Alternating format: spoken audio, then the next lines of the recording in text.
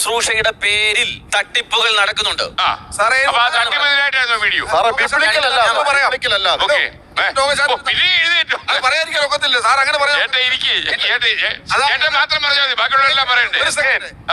രോഗശാന്തിയുടെ പേരിൽ കച്ചവടം നടത്തുന്നവരുണ്ട് ബന്ധുക്കോസിനകത്ത്, പച്ച കച്ചവടം. കാരണം കാശ് കിട്ടണം. ഇവിടുന്ന് പ്ലെയിനെ കയറുമ്പോൾ ഞങ്ങളൊക്കെ പ്രസംഗിക്കാൻ പോയാൽ, ഞാനൊക്കെ പ്രസംഗിക്കാൻ പോയാൽ എന്നെ രോഗശാന്തി അത്ഭുതം ഉണ്ടെന്ന് പറഞ്ഞ്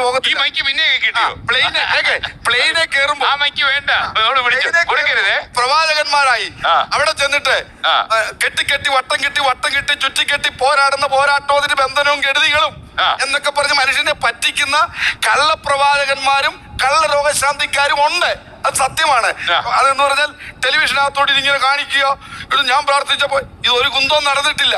പക്ഷെ യഥാർത്ഥ ഒരു സെക്കൻഡ് ഞാൻ പറയാം, ഞാനിന്ന് പറഞ്ഞു, ഞാൻ നിങ്ങൾക്ക് മറുപടി തരാം. നിങ്ങൾ മിണ്ടായി, ഞാൻ പറഞ്ഞത് കേൾക്കട്ടെ. ഞാൻ വ്യക്തിപരമായി രോഗശാന്തി അനുഭവിച്ചിട്ടുള്ള ആളാ. ഞാൻ പ്രാർത്ഥിച്ച നിങ്ങളുടെ ബ്രദർ സുരേന്ദ്രൻ എന്നെ അങ്ങോട്ട് പറയാൻ പോവാ, അതൊന്നും കേൾക്കത്തി. എന്നോട് പറഞ്ഞു തൊട്ടടുത്ത പാലസ് ലാൻഡ് അമ്മച്ചിയുടെ വീട്ടിൽ എന്നെ കൊണ്ടുപോയി. ഞാനും വൈഫ് കൂടെ അവിടെ ചെന്നു. സുജ വീൽ ചെയറിൽ ഇരിക്കുമായിരുന്നു. കീമോ ചെയ്യണം, ഒന്ന് പ്രാർത്ഥിക്കണമെന്ന് പറഞ്ഞു. അപ്പം നിലമ്പൂർ ഇലക്ഷൻ കഴിഞ്ഞ് ഞാൻ വന്ന സമയം സ്പീഡിൽ അവിടെ ചെന്നു പ്രാർത്ഥിച്ചു. ഗുളിക കഴിക്കാൻ ഇടയാവുള്ള പാസ്റ്റർ എന്ന് പറഞ്ഞു. ഞാൻ പറഞ്ഞു എല്ലാം ദൈവത്തിന്റെ കയ്യില്ല, നമ്മൾ ഒന്നുമല്ല എന്ന് പറഞ്ഞു. ഇങ്ങനെ പറഞ്ഞു പ്രാർത്ഥിച്ചു. എന്നാൽ അവൾ അസുഖം ഭേദ വീട്ടിൽ എഴുന്നേറ്റ് നടക്കുക. എവിടെ വേണേലും വരാം, സാറ് പറയുന്നത് വരാം.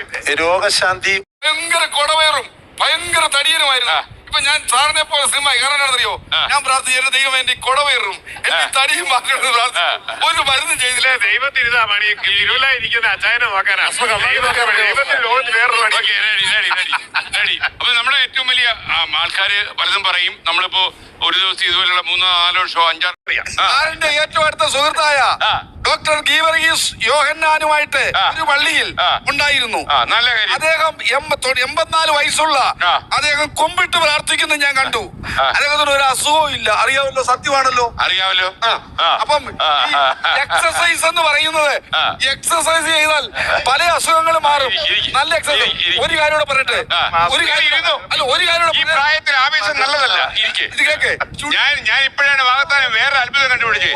അദ്ദേഹത്തിന് 2 മൈക്കുണ്ട്, ഒരു ഹെഡ് ഓൺ മൈക്കും ഉണ്ട്, ഒരെണ്ണം ഹാൻഡ് മൈക്കും ഉണ്ട്. അത്ഭുതം.